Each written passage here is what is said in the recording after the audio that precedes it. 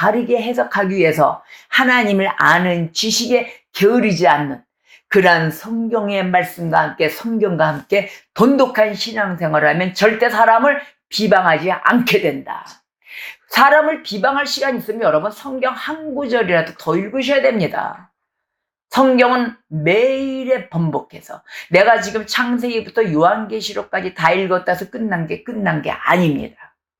또 읽고 또 읽고 반복의 은혜와 함께 깊은 묵상으로 인하여 하나님의 그 높고 넓고 깊은 은혜가 어디인가를 계속해서 묵상하고 가야 되는 생활에 반복된 생활이 있어야 되는 것입니다. 이게 바로 반복의 은혜예요. 그러한 은혜로 가셔야 되는데 지금 비방할 시간이 어디 있습니까? 아니 그 사람이 내 인생을 살아줍니까? 그죠? 나의 하나님을 내가 충만함으로 빗대서 또 하나님이 내게 주신 체험이 있잖아요. 저와 같이 이렇게 채권 채무에 관련된 은혜가 또 올해 닥쳐왔지만 올해 한 해를 마무리해 주면서 분명하게 너 옷 하나 입은 거 뺏기지 않으리라. 너 옷 하나 입는 거 뺏기게 하지도 않으시리라. 네가 울부짖을 때 내가 들으리라. 그럼 우리 뭐 해야 돼요? 기도해야 되는 겁니다. 무엇이든지 하나님 앞에 나와서 해야 될 일이 이렇게 바빠요. 내가 은혜에 충만한 자가 되시기를 주님 이름으로 축복합니다. 그래서 사람 비방하지 마라 하고 정확히 명령을 하셨어요. 자, 그 다음에 내 이웃의 피를 흘려서 이익을 도모하지 말라 이랬어요. 아주 그냥 막노동 시켜가면서 하다못해 앵벌이도 시키잖아요. 그거 서울역 같은데 보면 노숙자 그 안에 보면 앵벌이 시켜가지고 아이들 질질 끌고 가가지고 지들 다 춥지도 않고 옷도 다 벗겨서 내보내가지고 아직도 그게 있어요. 그렇게 해서 버는 자들. 완전 노동 착취야. 그네들이 피를 흘려가면서 하는 거 아니에요. 그걸로 또 시간 되면 다 걷어갖고 와가지고 자기 주머니 넣고 지 혼자 잘 먹고 걔네들은 저래도 돼요. 가지고 옛날에 나왔던 그 형제 무슨 사건도 있었죠? 형제 무슨 형제원 사건에 그 부모도 죽고 자식들도 고통받고 지금도 그거 항의하고 이러더라고요. 바로 이러한 착취가 일어났기 때문에 주님이 피를 흘려서 만드는 이익을 도모하지 마라. 이렇게 또 명령하여 어쩜 이 시대에 이렇게 주님이 이렇게 너무도 잘하신 거 아닙니까? 우리의 인간의 심령을 그것도 당연하죠. 제조자이시니까. 주님이 만드신 자 아니에요. 그러니까 잘하는 거죠. 또 하나님이 잘하시는데 이것도 잘하시게 된 게 뭐냐면 배반당했잖아요. 결국은 아담과 이브한테 선악과 따먹지 말라는데 그 따먹고 난 뒤로부터 하나님이 이거 내가 만든 자식이라도 얘네들이 이러한 성품을 갖고 있구나 하고 하나님도 어쩌면 눈 뜨신 것 같아요. 하나님도 우리를 만드셔놓고 영안이 열리셨어. 요것들 봐라. 아주 순종은 하는 것들이 아니네. 지 생각은 또 꼬임에 넘어가는 것도 갖고 있네. 안 되겠다. 니들 내가 가지고 입혀서 내보냈지만 내가 규례를 세워야 되겠다고 이렇게 해서 만들어 오신 거예요. 너무도 섬세하게. 얼마나 재밌습니까? 아주 속속들이 다 보고 계세요. 또 하나는 뭐냐? 내 형제를 마음으로 미워하지 말라. 저도 그랬어요. 비참하더라고요. 그런데 그게 은혜로 하나님 은혜 내려 주시옵소서. 주님을 안다면 필경처럼 게 없을 것입니다. 아버지. 가지고 고개를 푹 숙이고 그때부터 아버지 제가 잘못된 면을 제 눈으로 볼 수가 없으니 하나님 내 잘못된 면을 깨우치게 하여 주소서.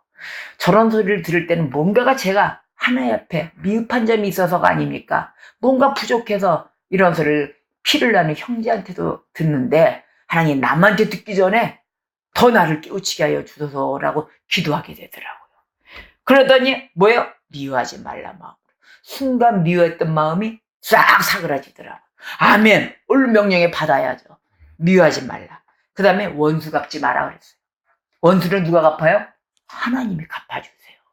그래서 우리는 억울한 면이 있으면 하나님 앞에 저주기도도 했잖아요. 다윗이 하나님 나를 죽이려고 내가 뭘 잘못했습니까? 그러나 저들이 알지 못하고 하는 짓이니 모든 선지자들 모든 사도가 다 그렇게 기도했어요. 순교자들이.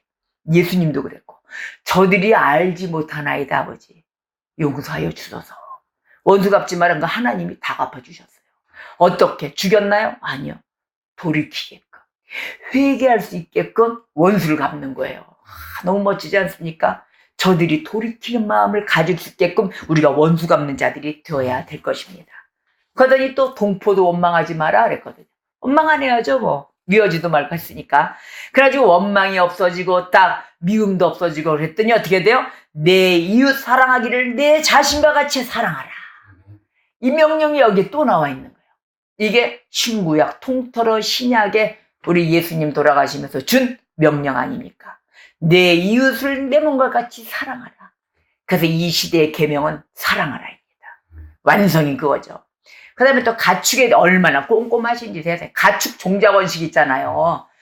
이 혼혈 그 가축을 안 만드셨더라고요. 가축의 그 종자번식의 교미를 할 때, 암놈과 순놈의 교미를 할 때 다른 종류와 안 된다 이렇게 했어요. 그러니까 순종을 원하신 거죠. 순수종. 근데 믹스된 거는 안 된다. 근데 가축만 그랬나요? 가축만 그런 게 아니에요. 너의 밭에 두 종자도 섞어서 뿌리지 마라, 씨를.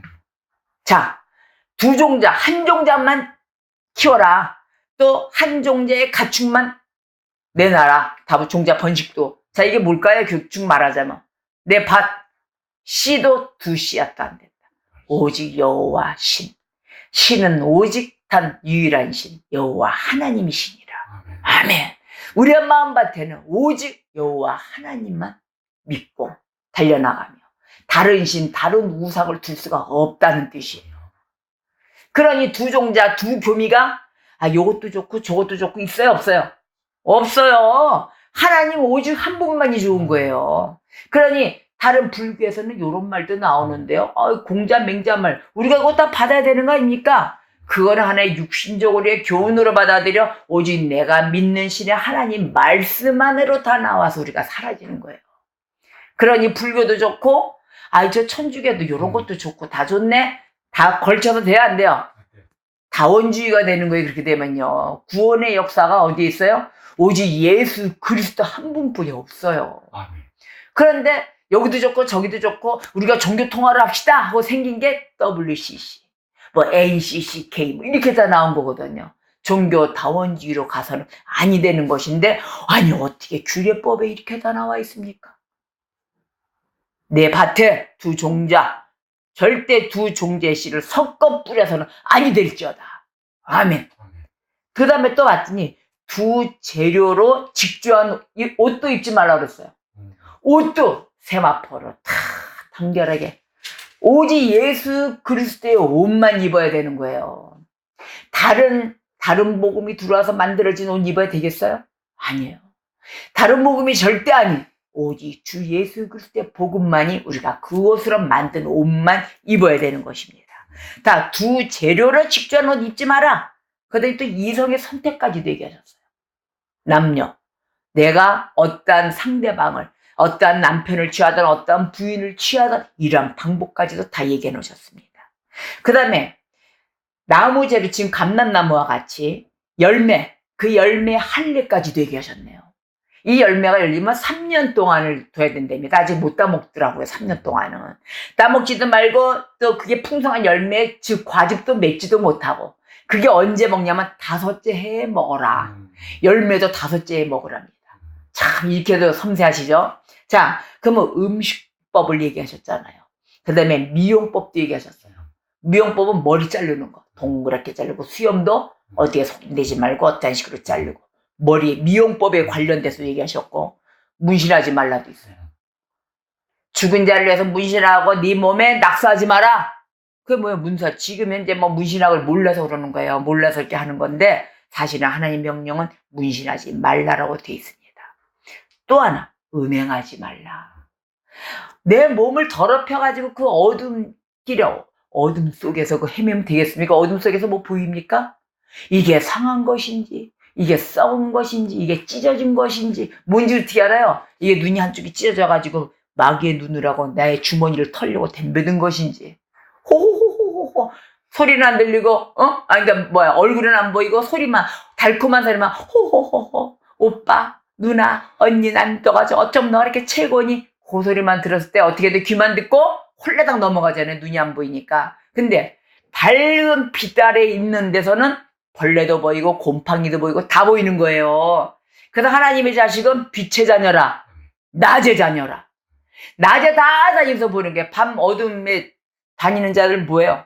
술집에 찾아다니고 뭡니까? 어둠 속에 어떤 건 하나 좀 지나가다가 있지 않을까? 눈을 부리키게 되고 음탕한 생각을 하게 되고 그러다 보면 음행을 하게 되는 거예요. 그런데 이 음행이 또 보니까 우리가 신앙에도 음행이 있습니다. 혹시나 내가 힘들고 하나님 말씀에 견디지 못하는 그런 연단 가운데 있을 때 누가 조금 편한 것만 열어주면 쏙하니 빠져들면 어디에 빠져들어요? 신천지, 하나님의 교회, 이런 여호와의 증인 이단 속에 빠져가가지고 그건 예수가 없는 곳에 가가지고 혹시나 주머니를 좀 편하게 해주면 이게 좋사오매 하나님 왜 나한테 돈 안 주십니까? 또 이러가면서 배를 띵 내밀고 가는 음행의 영적인 음행도 한다는 것입니다. 그리고 내 고집을 세워서 에이 내 방법이 조금 써도 돼 이래가면서 하나님 옆에 나아갈 수 있는 것을 안 하고 그게 바람 핀다 그러는 거죠. 바람을 쓱 옆구리를 필 수 있는 그런 신부가 예수의 신부가 돼가지고 쓱 신부가 바람 피고 다니는 거예요. 예수님이 속상해요? 안 속상해요? 속상하죠. 이런 음행하지 말라라고까지 얘기했어요. 근데 또 음행이 어디에 제일 빠를까요? 신접한 자, 박수무당, 점쟁이를 찾아가요. 답답하면 이제 아이고 이길 수 있는 능력이 없으니까 막 문제가 닥치면은 아이고 이거 어떻게 내가 언제나 좀 풀리려나 얘네들이 나를 좀 치고 들어올까? 아니면 다 해서 나를 해치울까? 아니면 회사가 망할까? 부도날까? 뭐 이런 거 있잖아요. 그랬을 때 어디 찾아요? 저 용한 데 없나? 거의 신접한 자 가는 거예요. 근데 신접한 자, 박수, 믿거나 따르지 말라 하고 딱 명령을 해놨어요. 이렇게 세밀하신 하나님. 노인 공경하라. 그 다음에 거류민을 학대하지 말라. 너희도 출애굽 시절 때, 광야 시절 할 때 너희도 거류민이었느니라. 그러니 그와 같이 그 심정은 과부 심정은 과부가 알듯이 고아 심정은 고아가 알듯이 너희도 거류민이었기 때문에 학대하지 마라 하고 명령도 내려놓으셨고 재판 시에 불의를 행하지 말라. 불의하잖아요. 이기려고 별수단과 방법을 다 끌어들여 그 집발까지 다 하지 마라. 불의하지 마라. 공평하게 하라. 그러면 공평 가운데 함께 하시는 하나님이 너희를 거룩해 하리라. 우리가 이 많은 걸 다 지켰을 때 거룩해진다는 겁니다. 근데 다 지켜봤더니 다 제 말인 거예요. 어머 이것도 안 해야 되겠네. 어머 이것도 안 해야 되겠네. 그렇죠? 여러분 저만 그럽니까? 여러분 속에도 이와 같은 하나님이 함께 하시기를 주님의 이름으로 축복합니다. 레위기 19장 37절에 너희는 내 모든 규례와 내 모든 법도를 지켜 행하라. 나는 여호와이니라. 아멘. 이 말씀을 붙들고 우리가 쭉 왔을 때 보여주는 모습이 뭐예요? 거룩의 진보적인 면을 이제 보여주셔야 되는 것입니다. 이제는 이 신앙 가운데 넘어왔을 때는 이 거룩한 진보적인 모습을 보여줘야 되는데 어떤 모습이냐면 우리가 그동안 거룩면이 어떻게 됐어요? 덜 거룩했잖아요. 하려고 이제 오기 때문에 예수님을 믿고 와서 제사 안 받고 아버지 이제 깨끗이 씻고 주님 앞에 거룩의 모습으로 달려나가겠습니다 하고 덜 거룩한 면에서 지금의 모습은 뭐예요? 더 거룩한 모습을 보여주셔야 되는 거예요. 야 발전됐네. 더 거룩한 모습에 전환된 모습. 하나님 앞에 당당하게 하나님 나 이렇게 됐어요. 그럼 하나님이 박수 쳐주고 머리 쓰다듬어주고 이뻐해 주신다는 것입니다. 그랬을 때 내 안에 뭐예요? 평강의 은혜와 기쁨의 충만함이 차오 넘칠 것입니다. 그래서 우리가 24장 본문 오늘 말씀을 보니까 하나님의 집에서 등대와 상을 정중히 준비하도록 하라라고 명령문이거든요. 하나님의 집엔 등대, 너희들이 말하는 그 등대, 그 다음에 등잔불에 켜지는 그 불이 꺼지지 않게 하라 그랬거든요. 꺼지지 않게 켜둘지어다. 자 그러면 등잔과 진설병 있잖아요. 떡도 놓는 이 진설병은 정기적으로 이 성소에서 교체를 하게끔 돼 있어요. 교체하는 품목이에요. 바꿔 주세요. 한 번 놓은 거를 나 죽을 때까지 놓는다 이게 아니에요. 교체할 수 있는 품목이에요. 자 그럴 때 명령을 보니까 첫 번째로 등잔이 항시 불이 켜져 있게 하라 그랬어요. 자 그러면 이 등잔이 항시 불이 켜져 있게 하는데 이게 백성들의 기름이 올려야 등잔불이 켜질 거 아닙니까? 근데 이 백성들의 기름은 어떤 기름이냐면 섞인 기름이 아니라 순전한 기름이어야 돼요. 그러면 순전한 기름이 되려면 우리가 기름 짤 때 어떻게 짜요? 짜고 또 짜고 걸러내고 하잖아요. 그러니까 이게 최소 한 2번은 걸러낸 기름이어야 된다. 꽉 짜서 아주 맑은 기름을 순수한 기름을 올려야 되는 거죠. 그랬을 때 이 올렸을 때 제사장들은 이 등불을 간수했습니다. 올린 기름을 이 제사장들이 간수하고 아침 저녁으로 심지를 정리했어요. 아침 저녁 심지 정리하죠. 그 다음에 등대를 깨끗이 하고 매일의 기름을 공급했습니다. 또 그렇게 해야만 했고요. 자, 그러면 이 기름은 무엇을 의미할까요? 기도. 이 등잔 때 성소에 바쳐졌을 때, 하나님의 전이 바쳐졌을 때 그곳에 전만 있는 것이 아니라 기름, 불이 항상 켜져 있는 거, 우리의 기도를 뜻합니다. 우리의 소원과 모든 것을 다, 그래서 항상 꺼지지 않는, 그래서 기도하지 않는 범죄를 짓지 마라 그런 거예요. 항상 켜져 있어라. 주님 앞에 깨어있고 항상 주님을 기다리는 신부, 다섯 처녀가 되라 이겁니다. 등잔 때 놓고 있던 다섯 처녀는 어떻게 돼서 기름 구하러 갔다가 문이 닫혀서 못 들어갔잖아요, 주님 오실 때. 근데 준비가 된 다섯 처녀는 어떻게 했어요? 기름까지 꽉 차서 항상 켜고 등불을 켜고 있었다는 거 아닙니까? 주님 오실 그날을 맞이하려고. 그러니까 주님이 딱 동달하니까 문이 딱 닫혀버리고 다섯 처녀는 기름 구하러 나갔다가 그곳에 참여를 못하지 않았습니까? 바로 이러듯이 항상 등잔에 불이 켜져 있어야 되는 것입니다. 그 다음에 상 앞에 진설병 있잖아요. 떡을 다 준비해서 진설되어 있어야 되는데, 자, 이 진설은 뭐냐면은 모든 지파를 위한 떡이 한 덩이씩 항상 있었답니다. 왜냐? 하나님 집은 부자기 때문에. 그래서 떡덩이가 항상 먹을 것이 떨어지지 않고 있었는데, 열 지파가 반란을 일으킨 후에도 이 떡량의 숫자는 변함이 없었대요. 변함이 없었는데 왜 그랬느냐? 각 지파의 소수의 사람들이 여전히 그 성전에 애착을 갖고 있었대요. 그러니까 떡덩이를 매일 들고 참여를 한 거예요. 매주마다 하나님께 예물을 드리는 거죠. 그 떡이 예물에서 내 마음의 양식이니까 하나님께 매일 새로운 걸로 진설을 했다는 거 아닙니까? 자, 그래서 올린 그 떡덩이는 어디로 갔냐면 제사장이 먹는 떡이에요. 그 제사장을 위한 떡이라 작년에 드렸던 떡들은 되겠어요? 나 작년에 했는데 그거 드시면 되죠. 받아요, 그러는데 안 되는 거죠. 매일 새로운 떡을 갖다 드려야 먹고 가는 거죠. 제사장이 할 일에 그거 드렸답니다. 또 하나는 한 줌의 유향을 금접시에 담아서 놓으라 그랬어요. 자, 이게 뭐냐면은 레위기 24장 7절에 보니까 너는 또 정결한 유향을 그 각줄 위에 두어 기념물로 여호와께 화제를 삼을 것이라 이랬거든요. 그러니까 보니까 떡이 제사장에게 건네질 때 이 유황은 겸손히 감사하는 표시로 진설병 대신 기념으로 그 제단에서 분향되었답니다. 진설병 대신 떡이 제사장한테 갈 땐 그 떡이 비워지잖아요. 그때 제단에서 분향된 유황이랍니다. 그래서 모든 떡덩이들이 제사장의 몫으로 들려지고 그래서 매 안식일마다 새롭게 진설되는 것입니다. 자, 이와 같이 우리가 그리스도인으로서 그리스도의 사역자들과 또 매 안식일마다 그리스도의 집을 위해서 어떻게 해야 돼요? 새로운 떡을 공급해야 한다. 이게 지금의 우리의 헌신인 거예요. 매주마다 와서 헌신하는 거예요. 뭐 큰 작전이 아니라 마음의 감사함으로 새로운 떡을 진열하듯이 매일의 떡을 드려야 되는 것입니다.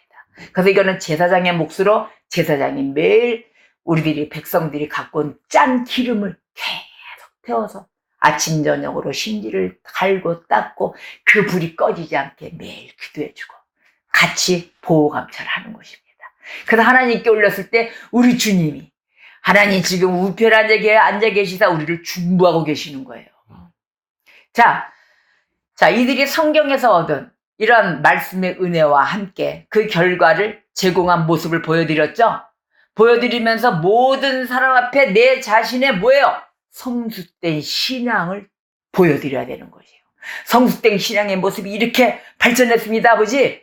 디모데후서 4장 15절을 보니까 하나님 앞과 삶이 있는 자와 죽은 자를 심판하실 그리스도 예수 앞에서 그가 나타나실 것과 그의 나라를 두고 엄히 명하노니 너는 모든 일에 신중하고 고난을 받으며 전도자의 일을 하며 내 직무를 다하라. 아멘. 이렇게 해서 우리가 직무를 다하게 되는 거예요. 다하라. 아주 그냥 신약에서도 명령을 하신 거예요. 우리 하나님은 빛 가운데 계십니다. 아멘. 자, 이스라엘 12지파와 함께 식탁 교제를 하시는 분이세요.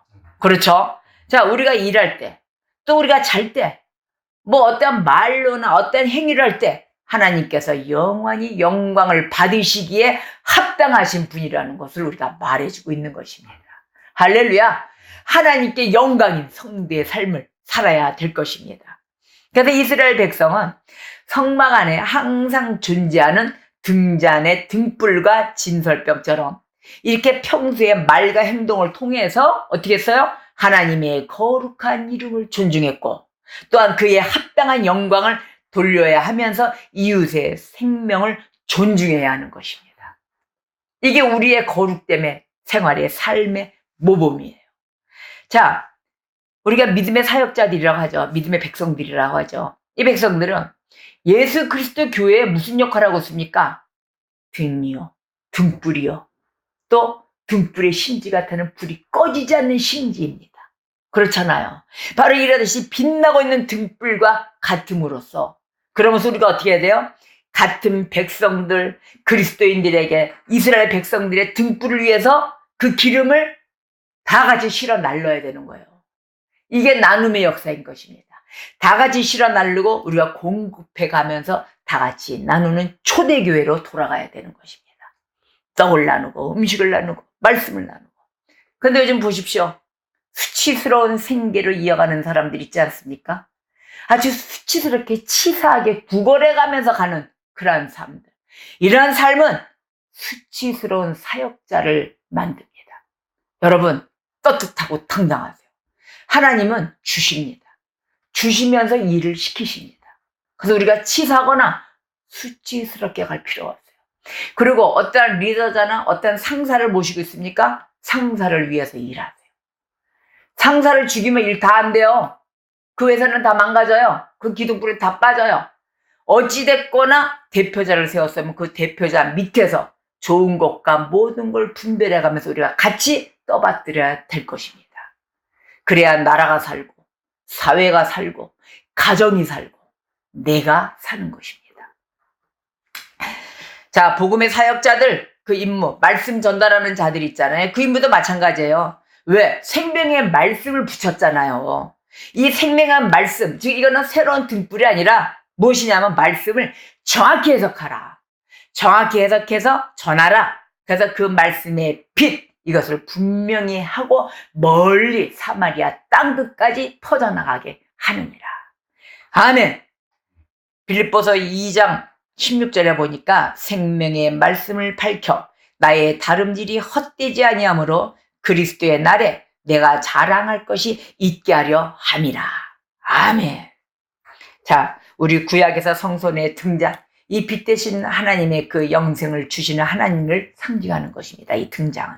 근데 또 하나의 또 뜻은 뭐냐면 열방의 빛으로 새 신자들, 열방의 빛으로 달려나가는 신자들, 우리 백성들 있잖아요. 그 자들도 뜻해요. 바로 이 등잔이. 여기에 기도가 식으면 안 되잖아요. 그래서 등잔불을 태우는 것입니다. 요한복음에 보니까 요한복음에서 성소 내 등잔과 등불이 나와요. 거기 보니까 등잔불, 그 다음에 빵 이렇게 나오잖아요. 그러면 우리 피를 나누고 빵을 나누고 성찬식 때 하죠? 성찬식. 자, 세상에 비치며 생명의 떡이신 그리스도의 예배와 우리가 밀접한 관계를 갖고 있잖아요. 등잔과 빵은. 근데 요한복음 8장 12절을 보니까 나는 세상의 빛이니 나를 따르는 자는 어둠에 다니지 아니하고 생명의 빛을 얻으리라. 아멘. 절대 어둠에 다녀서 안 되겠죠? 자, 그러면 요한복음 9장 5절에 보니까 내가 세상에 있는 동안에는 세상의 빛이로라. 아멘. 요한복음 6장 35절 48절 나는 생명의 떡이니 내게 오는 자는 결코 줄이지 아니할 터이요 나를 믿는 자는 영원히 목마르지 아니하리라. 내가 곧 생명의 떡이니라. 아멘. 여러분, 우리가 지금은 왕같은 제사장이라 했습니다. 내 안에 있는 성전, 바로 내 안에 성령님이 함께 계십니다. 바로 이 안에 진정한 나의 등잔불, 내가 쉬지 않고 계속해서 기름을 감람나무에 오일의 열매를 쥐어짜서 몇 번씩 걸러낸 그 순박한 기름을 드리고 계십니까? 하나님 앞에 나의 등잔불에 심지가 꺼지지 않도록 계속 기름을 태우며 가고 있는지, 그 이상이 아무 이상이 없는지 검토하시는 신앙생활의 주인공이 되시기를 주님의 이름으로 축복합니다. 자, 매일매일 우리 하나님께 기름이 떨어지지 않도록, 등잔대에 먼지가 또 쌓이지 않도록 온전한 제사를 지내야 될 것입니다.